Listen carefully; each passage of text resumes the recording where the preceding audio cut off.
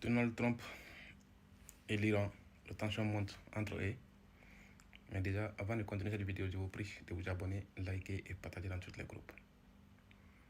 Donald Trump pense que non, quand l'Iran dit que si l'Amérique ose de le frapper,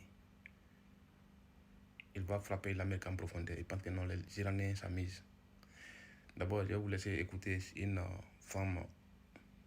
petite vidéo d'une femme. Là, après, il continue. Alors, on écoute. Muscle, mais pour l'instant, les deux pays optent pour la surenchère verbale. Le guide suprême iranien met en garde les Américains. Une intervention militaire pourrait dégénérer en guerre régionale. Donald Trump a... Vous savez, l'Amérique, ils ont l'habitude de frapper des pays après pour faire repli direct. Là, maintenant, ça se termine là. Mais l'Iran dit non. Dès l'instant où l'Amérique ose de frapper en Iran, ils seront obligés de riposter. Mais ce sera en Amérique et les intérêts américains dans le Moyen-Orient. On écoute. Sur lui que ces menaces ont permis de relancer les discussions. On fait le point avec Christina Moleova.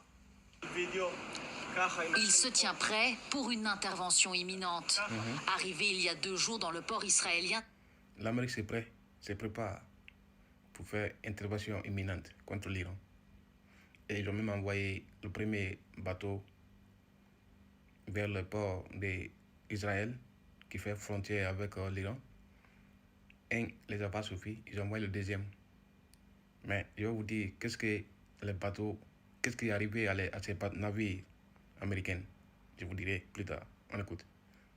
Eilat, l'USS Delbert D. Black, a entamé ce dimanche une série de manœuvres en mer Rouge. Ce navire de lutte anti-aérienne est venu renforcer la flotte américaine qui se déploie depuis une semaine au Moyen-Orient. Le but, accentuer la pression sur l'Iran, comme l'a confirmé le président américain Donald Trump. C'est pas des bateaux qui vont faire pression sur l'Iran.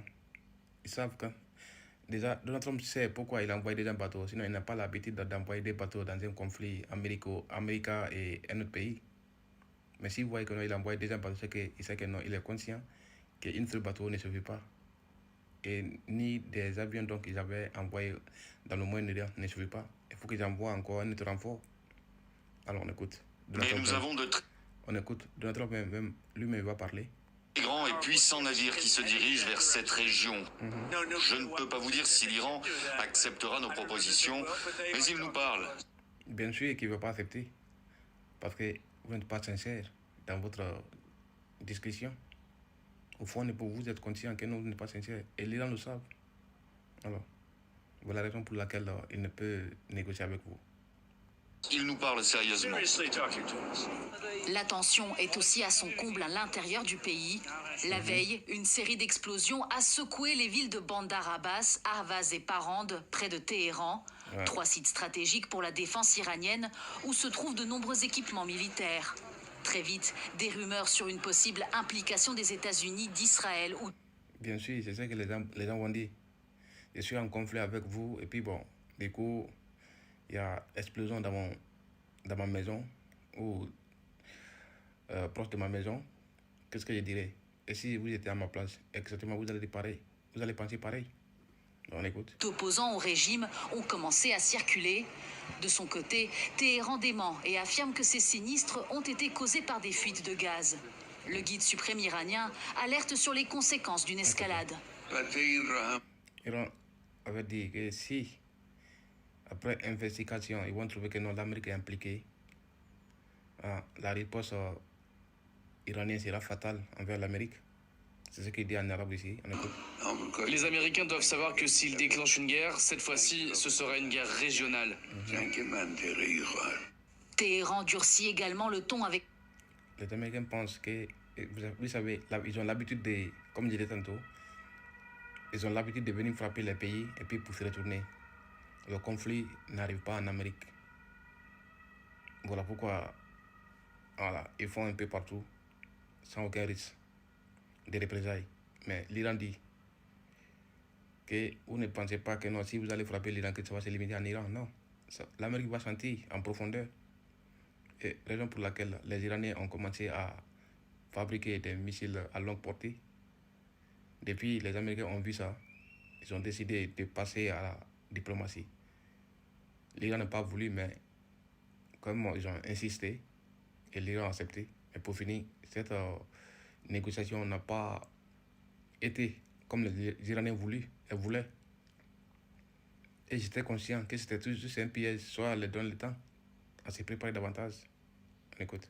L'Union européenne, longtemps considérée comme ultime interlocuteur face aux menaces américaines, quelques jours après l'inscription des gardiens de la Révolution sur la liste des organisations terroristes de Bruxelles, le régime iranien fait de même.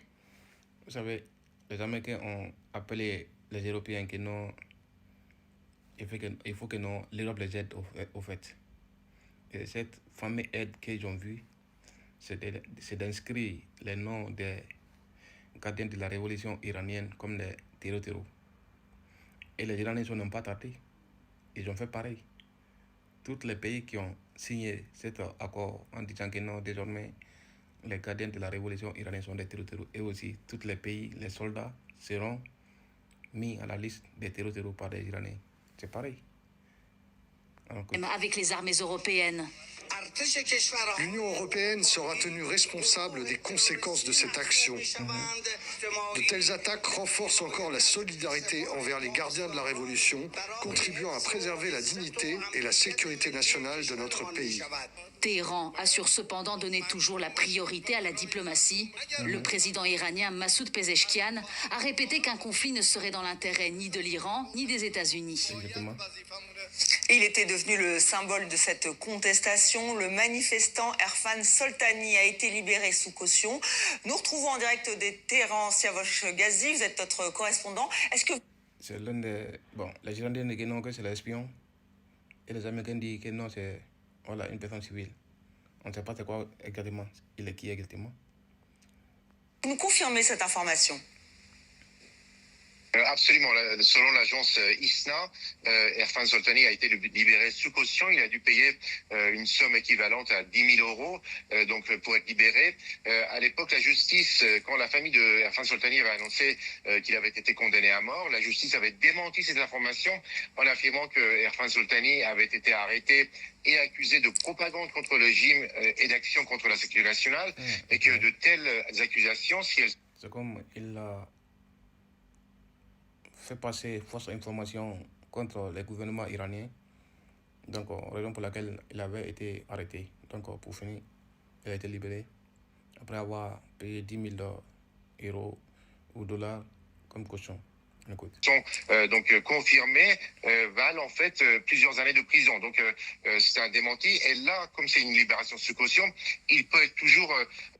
Alors les gars, une fois de plus, abonnez-vous, likez et partagez dans tous les groupes pour informer plus de personnes que possible.